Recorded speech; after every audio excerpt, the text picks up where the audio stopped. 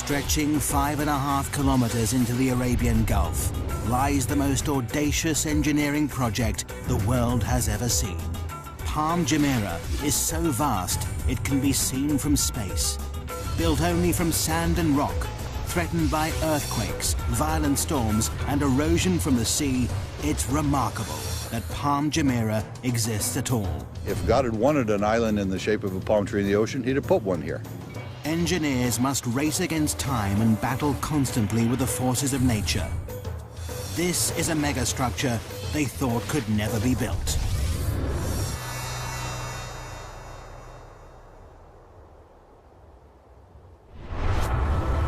August 2001.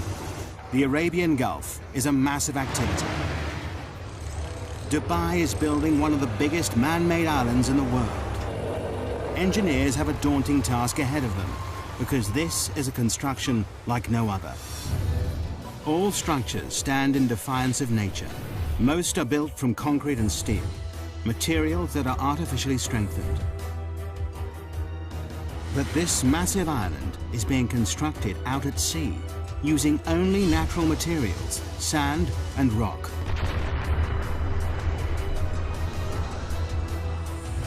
And both start eroding the moment they hit the water. For project manager Bob Berger, it's a daunting task. Any construction is in defiance to nature, and this is an extreme example of that. Every day, we're trying to prevent the destruction of what we built. The Middle East, Dubai, the jewel of the Arab world. A kingdom built on the profits of its oil reserves. This tiny emirate, twice the size of London, is one of the richest places in the Arab world. But it hasn't always been like this. 50 years ago, Dubai was a trading town built on a creek. Over half a century later, it's been transformed. Now it's famous for gold, trade, and oil. But there's a problem on the horizon. By 2016, the oil will have run out. It'll mean disaster for the economy. Dubai must find a new source of income. The Crown Prince, Sheikh Mohammed bin Rashid Al Maktoum, has a $2 billion plan to save his country. He's ordered his kingdom to transform itself into the world's #1 luxury tourist destination. And the Crown Prince has a history of getting what he wants. To put Dubai on the map, he's already built one of the most luxurious hotels in the world, the Burj Al Arab, created top-class golf and race courses, and is planning the world's tallest building. But now, the Crown Prince's big idea is mass tourism. Dubai seems the perfect spot. It offers sun almost every day of the year, glorious beaches and azure seas. 5 million tourists visit here annually. Now they want to triple this to 15 million. But there's a problem. The coastline is a mere 72 kilometers long. Not enough space for all these extra people. But how do you make your coastline longer? The Crown Prince's plan is to build a massive island, and he wants it done by 2006. This daunting task falls to Sultan Ahmed bin Sulayman.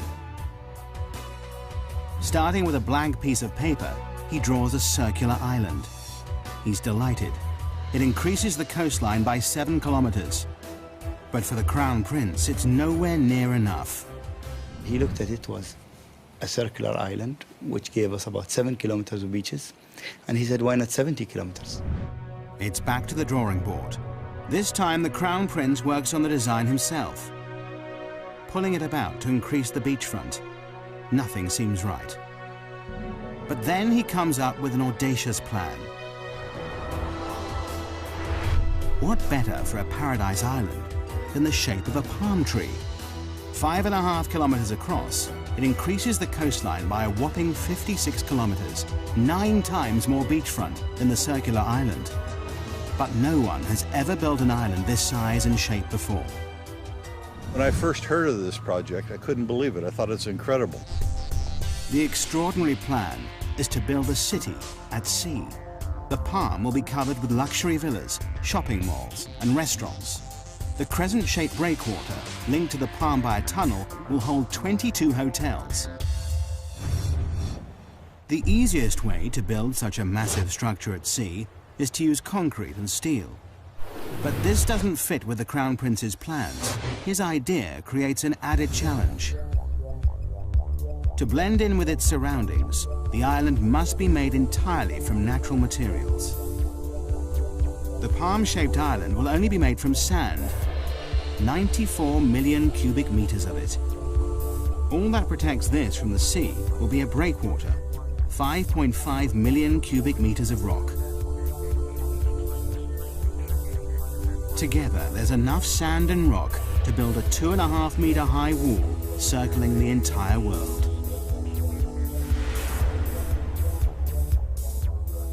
This may be the only place in the world where something like this could be done, to have the vision and then the courage to carry it through. To make this audacious plan a reality, Dubai needs the best engineers on the planet.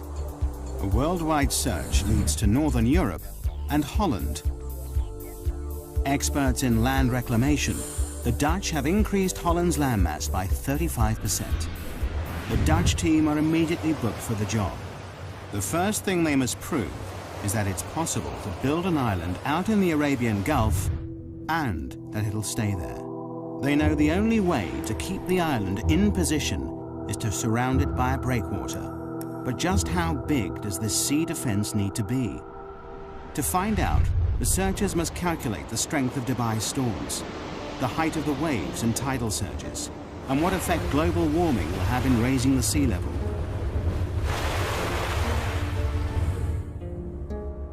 The biggest fear for all coastal engineers are massive freak waves.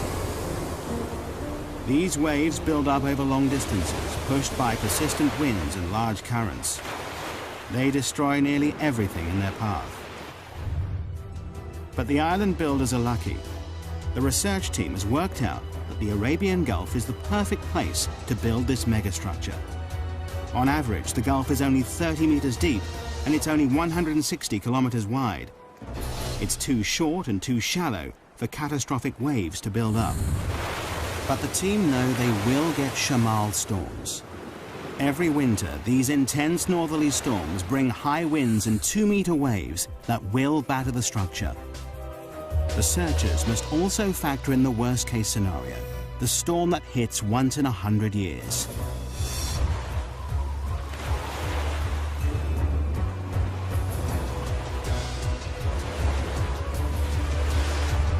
The team do the final calculations. To protect this fragile island, the breakwater must be at least 3 meters high above the waves and 11.5 kilometers long. But just when the engineers thought they were ahead, they're given another challenge. The developers in charge of this megastructure want to start construction immediately, before the research is complete.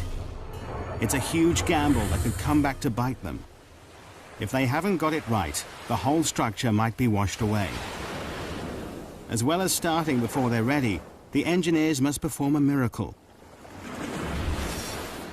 Normally, a project like this would take 15 years to build, but they must do it in 5.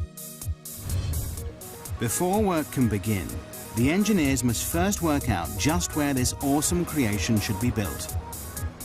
The job falls to one man, project manager Bob Berger. Of course, one of the problems we have working in the sea is that there's no place to put stakes. Don't know where this project is going to go. So what we did, we were requested by His Highness Sheikh Mohammed to know where this island is going to be. We marked off the center of our plot. I stood there, the very first one, right in the edge of the water. My arms down the beach each way, close my eyes. This is the center line of the project. An engineer puts stakes in that line, and that became the center point of the entire project, just like that. August 2001, the breakwater construction team take to the sea. They've only 2 years to build this massive 11.5 kilometer sea wall. But just as they get started, disaster strikes. September the 11th, 2001. The World Trade Center in New York is attacked in a brutal act of terrorism. Overnight, tourism to the Middle East stops. But work has already started on the Palm Island. Will millions of dollars and months of research all be in vain? September 2001. In the wake of terrorist attacks in the United States, travel abroad halts abruptly. Fear and panic spread. People are too frightened to travel, particularly to the Middle East. It could have disastrous consequences for Dubai's ambitious plans. Work has already begun on building one of the biggest man-made structures in the world, a giant palm-shaped island that'll transform Dubai into a world-class holiday destination. The massive 11.5-kilometer breakwater is under construction. Both the breakwater team and the Palm Island team are assembled to make the dream a reality. But 9/11 throws the plans into turmoil. The 1,200 foreign engineers fear their lives could be in danger. They make contingency plans to leave the country. In the meantime, they're advised not to go into Western hotels and bars. Business slumps. Beaches are empty. Restaurants deserted. No one wants to be here. For 3 months, Dubai grinds to a halt. The sun is setting on the Middle East's tourist industry. But the job must carry on, whatever the political climate. The oil reserves are running out. The Crown Prince stands firm. The developers are now committed to the build. Millions of dollars have been spent hiring the world's top reclamation engineers. They've worked on huge projects, like Hong Kong's Chek Lap Kok Airport, Holland's North Sea Wall, and Singapore's Industrial Centre. But no one has reclaimed a structure this size or shape before. By November 2001, the race to build this megastructure is really underway. 9 barges, 15 tugboats, 4 dredgers, 30 heavy land-based machines, and 10 floating cranes are needed to construct the massive seawall. For the breakwater team, their first step in this awesome challenge is to build up the sea floor. 3 massive dredgers take up a thin layer of sand from the barren seabed nearby. Then they dump this sand in a layer up to 7.4 meters thick. This must be done while the sea is at its calmest. To keep it in place, barge loads of rubble are dropped on top of this. This bed of rock will raise the breakwater from 4 meters below sea level to 3 meters above. It's the beginning of the sea defense, without which the island cannot exist. The sloping layers take out the force of the waves as they hit the wall, but the sand and rubble layer is only the base, the core of the breakwater. What really creates the protection is the outer armor. For this, engineers need vast lumps of rock. Each piece of rock weighs up to 6 tons. It's these massive boulders that will protect the fragile island from the destructive force of the sea. But sourcing enough rock is an enormous task.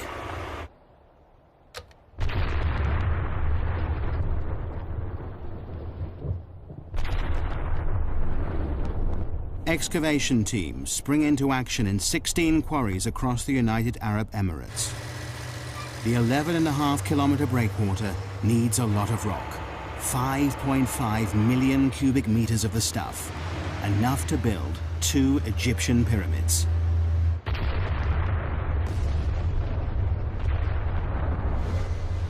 Rock is blasted out of the mountains night and day. Loaded onto dozens of lorries, it begins the arduous journey to the coast. Here, the rocks are immediately piled onto barges and shipped straight to the construction site. It takes less than 24 hours for each rock to travel from quarry to breakwater. 24/7, this floating conveyor belt delivers up to 40,000 tons of rock per day, nearly the same weight as 2 aircraft carriers. The density, size, strength, and permeability of each boulder is crucial. This stone wall must last for centuries. There's no concrete or steel holding these rocks in place. These vast boulders are not just dumped in position, Graded by size and weight, it's the sheer volume that keeps them here. Positioned by cranes, each rock must interlock with the next to withstand the full force of the sea. Constant checks are needed to ensure the breakwater is in the right place and the rocks are stable. The only sure way to do this is to send in divers to pinpoint and check every meter of it. Nothing about this megastructure is left to chance. Any movement could cause the rock to crack and the wall to disintegrate, leaving the whole project vulnerable. A detailed study of the breakwater rocks below the water is noted. Divers are looking for signs of fatigue on these 6-ton boulders. Their fear is that some will have splintered or been knocked out of place by strong waves when they were put here. Every 27 meters, a diver surfaces to record the location of the rocks they're checking. The reading is taken from a man based on land, but so far this section of the breakwater stands firm. January 2002. 6 months after work began, a large section of breakwater stands proud 4.5 kilometers out at sea. For everyone involved, it's an exciting time as the dream becomes reality. When the first breakwater came up, of course, we all went out there. We had to stand on it. This tiny little precipice of rock in the middle of the ocean, and look back at Dubai and say that this is the beginnings of our job. It's a momentous achievement for the team, but there's still over 10 kilometers of this vast sea wall to build. The engineers are jubilant, but their happiness is short-lived. Winter is closing in. With a schedule of only 2 years to complete the breakwater, the last thing anyone needs is a delay. Winter in the Middle East brings shamals, great storms with winds of up to 56 kilometers per hour. Wind shifts are sudden, whipping up the sea, bringing torrential rain, violent thunderstorms, or blinding dust storms. On land, little can move. Out at sea, things are even worse. Massive waves batter the boats that need dead calm water to place the sand and rock with pinpoint accuracy. We had to seek shelter in the very little shelter that we had built. Engineers planned for the bad weather, but the storms of March 2002 are worse than they feared. Everybody crowding around trying to protect themselves from the storms. The boats find shelter, but more worryingly, will the breakwater hold? It's a nail-biting time. Over the next 3 weeks, the storms are relentless. All the engineers can do is watch and wait. The breakwater stands firm, but the schedule is slipping. The construction team is 3 weeks behind, and the pressure is immense. Every second counts. It's vital that the fragile sand island has protection. Only when a 550-meter-long section of breakwater is built can the Palm Island begin to rise above the sea. But the schedule is desperately tight. The entire megastructure must be complete by 2006. They have 2.5 years to create the island and breakwater, and just 2 years to build the city on it. The only way to meet the deadline is for both the breakwater and the island to be built at the same time. It's not an ideal situation. It will mean that throughout the build, the Palm Island will have the bare minimum of protection from the sea. But the engineers have no choice. The deadline is set. While the second team building the island wait for the protective breakwater to be built, they keep ahead of schedule by laying the sand foundations below sea level. But now, 8 months after construction began, they are desperate to break the surface. Finally, April 2002, the first 550-meter section of the breakwater rises 3 meters above the sea. At last, the builders of the Palm can step up the action and bring the island above sea level for the first time. To complete this massive island, Team 2 has the awesome task of finding 94 million cubic meters of sand to create their island, enough to cover the whole of Manhattan 1 meter deep. It's an enormous job in itself, but finding the right sand is an added headache. Dubai has more sand than it could ever need. But there's a problem. Desert sand is the wrong material for the job. It's too fine. The particles won't cling together. It means that the vast sand island would simply wash away. The engineers must look elsewhere. The best sand for the job is found 6 nautical miles out at sea. This sand is much more suitable. It's coarse, packs densely, and is more resistant to wave impact. They will dredge sand from the Gulf seabed. And there is an added benefit. The dredgers will spend less time transporting the material to the construction site. In just 3 hours, a dredger travels to and from the site, scoops up the sand, and sprays it into position. It works a 5 square kilometer area, dredging up the top meter of the sea floor. It takes less than an hour to fill the 8,000-ton tank with sand. The sand is then pumped through a pipe and sprayed into place at 10 meters per second, enough to fill an Olympic swimming pool in 4 minutes. The process is called rainbowing. The island construction team work round the clock to keep to the tight schedule. Night and day, the island grows bit by bit. The rainbowed sand builds into a sandbar, rising up to 4 meters out of the water. But for the engineers, there are mixed feelings. Is the shape of the island progressing as planned? There's great excitement, and there was great anticipation and a little bit of fear. Is it in the right place? With doubt cast over the construction, Dubai has a trick up its sleeve. 676 kilometers up in space. Dubai has access to the only privately owned satellite in the world. It's so powerful, it rivals those of the Russian and US military. The satellite, IKONOS, orbits the Earth, taking pictures that prove the island is totally on track, so far. It also means the Crown Prince can keep a close eye on his pet project. August 2002, a year in, and the island team is ahead of schedule.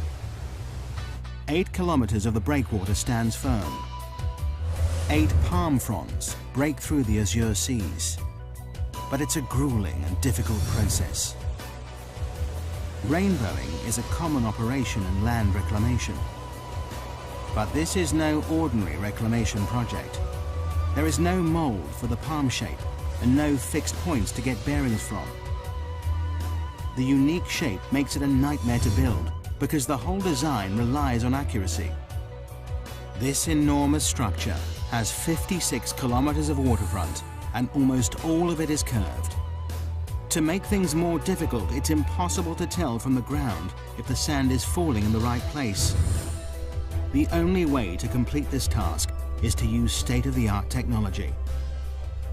Prior to GPS, we couldn't have done this job. There are only 2 straight lines in this project. All the rest of them are curved.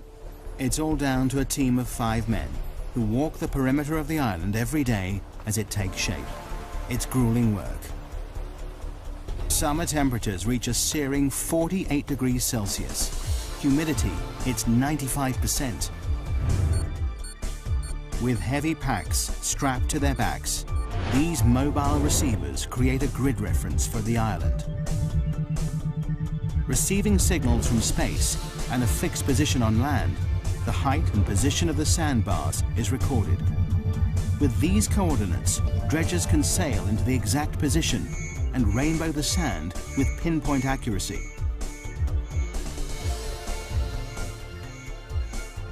Only by using state-of-the-art GPS technology can this awesome megastructure take shape. As the world watches, the Palm Island becomes a reality. At the same time, faith in this tiny emirate is restored. Post 9/11, Dubai emerges as a safe haven in the Middle East. The beaches fill up again. Business resumes. The Crown Prince's gamble to continue construction has paid off. But there is still a deadline to meet. The island must be built by 2006. Coordination between the 2 teams, one building the breakwater and the other reclaiming the sand island, is crucial. If they don't work in perfect synchronicity, the whole project could be thrown into jeopardy. If the breakwater progressed too quickly, it would cut off access for the reclamation contractor. If the reclamation went too quickly, then it would be at risk for the storms. We couldn't let one get ahead of the other in any way. It's a delicate balance, but a year into the project, and incredibly, work is on schedule. Against all odds, the Palm Island rises above the waves, protected by the ever-increasing sea wall. It's a symbol of engineering achievement, but the engineers' biggest challenge is still to come: how to make the island safe to build on. The majestic Palm Island is only made from sand, but sand is unstable and highly susceptible to the movement of water around it. It also takes time to settle before it's strong enough to build on. But this awesome structure will support a city of 120,000 people, and their safety relies on firm foundations. This massive sand island must be made rock solid. But how? October 2002. Dubai is building the world's most audacious engineering project in the Arabian Gulf. A 5.5-kilometer island in the shape of a palm tree, made entirely out of natural materials.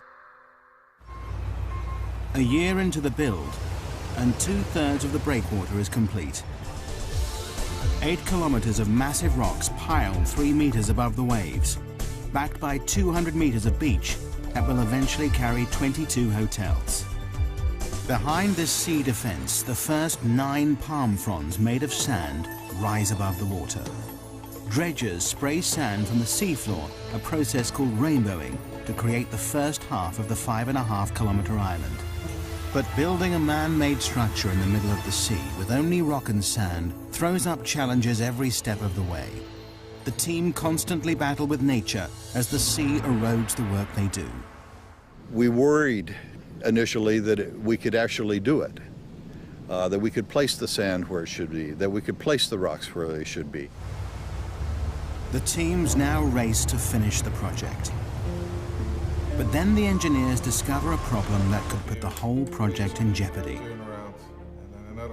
The decision to start construction before completing the research has finally caught up with them. Coming in or going out. The sea is not circulating around this massive megastructure as they planned. The tides are not flushing the system properly. Clean water is not moving fast enough round the inner waterway. The water is in serious danger of becoming stagnant. People have paid millions for a piece of this paradise island. Green, fetid water is not going to work. A solution must be found, and fast. Changes must be made to the design. But all the time, the Palm Island is taking shape to the original plan. Further tests are run on the computer. Luckily, the solution is found just in time, and it's simple. The seawall must have 2 breaks in it. 2 4-lane bridges link the sections of the breakwater. These 2 openings mean enough fresh-flowing water can get into the system. Twice a day, the tide enters the structure, pushing clean water around the fronds. Over 2 weeks, the entire waterway is replenished. But there is always a fear it may return. Environmentalists now test the water every day to check that the system is working. The return of algae and stagnant water is something they can't allow. With the water quality assured, the project is back on track. Teams race to finish the structure. 7 dredgers rainbow the sand, creating the last few palm fronds. Floating cranes lift the final rocks into place. By August 2003, the breakwater is complete. An awesome 5.5 million cubic meters of rock now holds back the full force of the sea. 2 months later, in October, the island reclamation is finished. 94 million cubic meters of sand have been pumped into the Arabian Gulf to create the perfect palm shape. In just over 2 years, the Palm Island has finally risen from the sea. The deadline has been met just on time, and phase 1 of this monumental engineering challenge has been accomplished. There is still a very long way to go. Phase 1 is only the completion of the foundations. Now to fulfill the Crown Prince's dream. 4,500 houses and apartments, hotels and shopping malls must be built along the waterfront. This sand island must support an entire city. But here lies the next major problem. Sand is not easy to build on. Because the sand has been sprayed into position, it's loose and uncompacted. We get the material for the islands dredged from the seabed, which means that all the fine materials are already cleansed from the sands. You can drive on it within a couple hours after you reclaim it. However, it's not satisfactory to build on. But a strong base is vital to support this city at sea. Before construction can start, engineers must find a way to compact the sand to make it firm. In theory, the idea is simple. All we have to do then is compress the top layer. As you can see, when you press down, very little displacement, except straight down, nothing to the side. That gives us a firm surface to build on. But in reality, the engineers are working with an area spread over 5 square kilometers. Over time, the sand will compact naturally, but this will take years. And time is something the engineers don't have. Construction of the infrastructure must start immediately. As if the schedule wasn't pressure enough, there is another, more important reason why the foundations of the city must be made extra strong. Dubai sits just on the edge of a major earthquake zone. Bam, Iran, north of the Arabian Gulf. 5:26 a.m., 26th of December 2003. The town is hit by a quake measuring a massive 6.6 on the Richter scale. In minutes, 60% of the buildings are leveled. 43,000 are dead. 20,000 injured, and 60,000 are homeless. Following this, multiple quakes hit Dubai 480 kilometers across the Arabian Gulf. It's a wake-up call to the Palm Island project. If the epicenter hit Dubai, it could spell disaster. Should an earthquake come through the area, the sand might lose its cohesiveness down deep. The reclamation process piles sand one grain upon another. If we put the ocean around it, you see the island. However, the lateral forces of an earthquake can make the island disappear. This terrifying phenomenon is called liquefaction. It happens when a quake shakes the Earth's surface, causing sand particles to move. As the sand compacts, it pushes the water between the particles upwards, making the ground liquefy. It means the island would sink back into the sea. This was terrifyingly evident in Kobe, Japan. In 1995, an earthquake measuring 7.2 on the Richter scale rocks the city. In seconds, the buildings are reduced to rubble. But in the harbor, events are very different. The force of the quake liquefies the reclaimed land the port is built on. Harbor buildings and walls literally sink into the sea, causing nearly $7 billion of damage. It's something they can't risk in Dubai. Before any houses can be built, Palm Jumeirah must be made strong enough to prevent it from liquefaction. The team work out they need to compact a layer of sand 12 meters deep, too deep to compact by normal road roller. The only solution is a process called vibrocompaction. January 2004. 15 machines work around the clock to firm up the land. Probes drill over 200,000 holes into the ground across the surface of the island. high-pressure water and air drives each probe deep into the earth. This shaft then vibrates, shaking the ground around it. The earth is compacted. It's a tried and tested formula. As the sand compacts and sinks, more sand is poured in until the area around the probes is rock solid.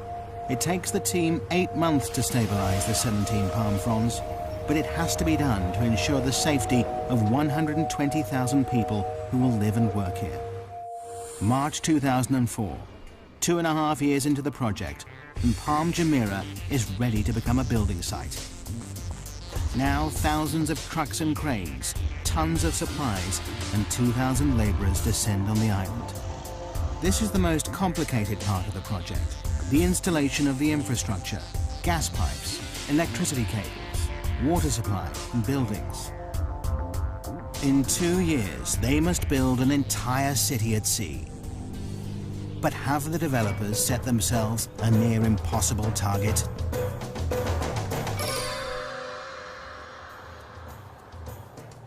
January 2005. One of the world's biggest man-made structures has reached a critical stage. After 2 years, the island foundations rise out of the sea. Now engineers turn their attention from sand and rock to concrete, glass and steel. They're building an entire city out at sea in just 2 years. Nothing like this has ever been attempted before. For project manager Scott Hutchinson, building the apartments is a massive logistical nightmare. I've probably worked on 3 or 4 other billion-dollar projects before, but this is without a doubt the biggest and the most complex that I've ever seen. And I can't imagine other projects being any more complex than this. 850 buses ferry the 40,000-strong Asian workforce on and off the island in 2 12-hour shifts. They'll work in grueling temperatures of up to 48 degrees Celsius. As well as thousands of people, millions of tons of concrete and steel are shipped in from around the world and driven onto the Palm. 51 different contractors build houses, roads, canals, shopping centers, sewage plants, and each part of the jigsaw must meet the next perfectly. To stay on schedule, all the materials must arrive on site exactly on time, and they will go to any lengths if they don't. If material isn't showing up from overseas, you put somebody on the plane and fly the guy out there to get it done. You don't wait, you don't sort of react, you just get out there and try and be proactive, because otherwise a job this size never gets done. Supply is not the only problem. Installation of the utilities and pipelines is a massive headache. Miles and miles of gas and water pipelines need to be laid across many different parts of the construction site. Munir Haidar, head of the technical team, knows that on a job this size, a good plan is vital. It's not that there is no plan, there is a plan, but you have to monitor and adjust this plan on a daily basis because it changes every day. Since the island's launch in 2001, it's changed beyond recognition. Originally, Palm Jumeirah was designed to house and service 60,000 people. But by 2004, developers realized the public loved the idea so much, they doubled the capacity. Everybody's changing their requirements, and you have to learn to react very quickly to that. And in Dubai, things move quickly. The pressure is on. Incredibly, when the Palm was first released to the public, all the houses sold in 3 days. The most expensive go for $1.2 million. David Beckham and the England football team are amongst the owners. Now, 3 years on, the residents want to move in. There are over 1,800 villas to build on the Palm fronds, enough to stretch the Champs-Élysées in Paris 14 times. The delivery date looms nearer, and many of the houses are still at ground level. The schedule is slipping, but the Crown Prince has promised the world a luxury location by 2006. The deadline must be met. To add to the pressure, the design of the palm trunk gets more elaborate every year. This 1.6-kilometer stretch will carry at least 8,000 villa and apartment complexes, 220 shopping malls and restaurants, and the developers are still threatening more. A new plan is the 36-story Palm Tower, more space for shops, restaurants, and 450 deluxe apartments. But all this extra development comes at a price. The deadline for the trunk has slipped to 2008.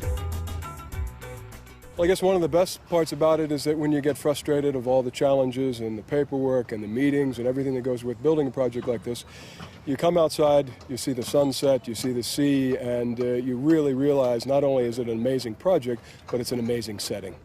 But this awesome setting creates hidden problems for the engineers. With Phase 1 complete, the island reclaimed, the Palm now faces its biggest enemy, the environment. Nature will permanently try to destroy anything built in its way. The bigger the megastructure, the bigger the problem.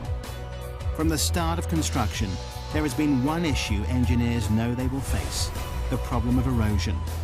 All beaches are constantly affected by waves, but with a man-made island, the problem is exaggerated. These beaches are not naturally replenished with sand by the sea. If nature won't do it, someone has to. Otherwise, the whole island will be washed away. Only now the island is complete can they see the full extent of the problem. Engineers have studied every meter of the Palm's 56-kilometer coastline, analyzing the effect the waves have on its shape. The results show the sand is gradually being washed away in some places and built up further along the structure. Left unchecked, the beaches will no longer be straight, and Paradise Island will fail. But the engineers are confident that through constant maintenance, they can keep the intricate palm shape. Just when the developers think they've cracked the problem, an even bigger dilemma rears its head. Beach erosion is also affecting the Dubai coastline on a much bigger scale. Dubai is famous for its beautiful beaches. Could the success of the megastructure cause the mainland's downfall? Normally, the currents evenly push the sand along the coastline, keeping the beach straight. By building a massive structure so close to the shoreline, wave movement in the area has altered. The current is changing the shape of the coastline. In some places, sand is deposited, extending the beaches out to sea. In others, the beach is eroded away. And initial research shows some worrying facts. In some places, the shoreline could be eroded by 5 to 10 meters per year. Eventually, it could destroy mainland resorts, property, and roads. In time, the coastline will settle down. Nature and the structure will learn to live with each other.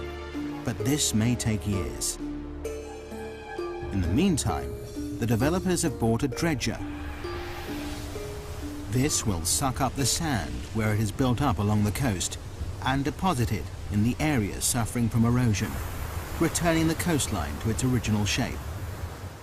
Dubai's beaches are safe, for now. The engineers are constantly working out how to tame nature's forces. The erosion problem is under control.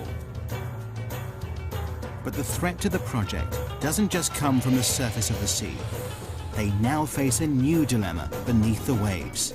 How has this awesome megastructure impacted on the ecology of the area?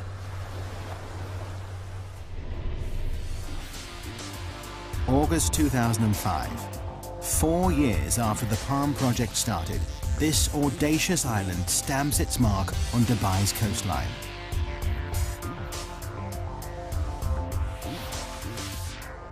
This was the first step, a big step, in putting Dubai on the map. But by pushing into unknown territory, building structures never built before, engineers face new problems all the time. Since the Palm Island's conception, environmentalists have been convinced the building of this megastructure would destroy local marine life, ruining one of its greatest selling points, the azure seas it sits in. For the developers, it's a problem they're constantly watching. Every 6 weeks, divers check the waters. Fish and corals are monitored and measured. But fears that construction may have destroyed this underwater world appear unfounded so far. In fact, this megastructure seems to be having the opposite effect. Not only is the marine life unaffected by dredgers removing a meter-thick layer of sand, but the breakwater has created shelter for fish and is attracting new species into the area. Now the palm developers are turning this to their advantage. They plan to build the largest artificial reef in the world. In June 2004, 2 jet fighter planes were dropped to the seafloor for people to dive on. There are even plans to sink a red London double-decker bus. In true Dubai style, they'll create something from nothing to rival the reefs of Australia, the Red Sea, and the Maldives. Even before the Palm is finished, the Crown Prince is inspired by its success. Now he wants 2 more islands, each bigger than the last. Palm Jebel Ali is 1 year into construction. It's twice the size of the first, nearly 8 kilometers in diameter. This is designed to be a tranquil island with 29 luxury hotels and an inner ring of water homes that spell out an Arabic poem scribed by the Crown Prince himself. Even bigger is Palm Deira. Work has just started on this whopping 14-kilometer-long island that will support 500,000 people. Although engineers have the confidence of knowing how to build these structures, they now have a more worrying problem: supply.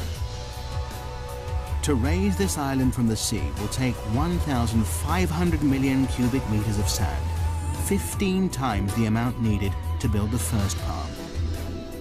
Could this outrageous structure fall at the first hurdle because of lack of materials? Dredgers are driven further out to sea in search of enough suitable sand. But the engineers are confident that their goals are achievable. But just when they thought resources were stretched to the limit, the Crown Prince has the most outrageous idea of them all. To make Dubai the #1 tourist destination, he wants to build the world. 4 kilometers out at sea, hundreds of small islands are being constructed. Seen from the air, these islands will take the shape of the continents of the world. It's an even more complicated structure to build than the Palm. This is not 1 island, but 300, and each one is different, varying in size from 5 acres to 20.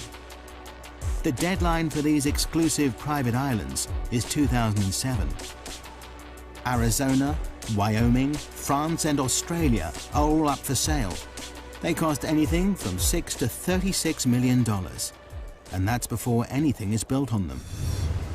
But creating the world takes land reclamation to the limit. This archipelago of sandbars covers an area almost 7 kilometers by 9. Each island has to be built in exactly the right position to create the global look from space. Any mistake, and the whole design will be ruined. The Palm Island put Dubai on the map. Now the world puts the map on Dubai. But have the developers gone too far? Will the demand for property keep up with the escalating build? Will the bubble burst? So far, 2 of the Palm Islands are completely sold out. A third of the world has been snapped up. But this still leaves a lot up for sale. But the developers are confident they see no end to the demand. Megastructures are the latest craze. To top all plans, in January 2005, they launched the Dubai Waterfront. This claw-shaped landmass won't just stretch far out to sea. It will also create 75 kilometers of waterfront, stretching into the desert. Together, all these megastructures will extend the coastline of Dubai from 72 kilometers to a whopping 1,500, a 2,118% increase. Meanwhile, the first Palms construction team continues to meet the deadline of 2008.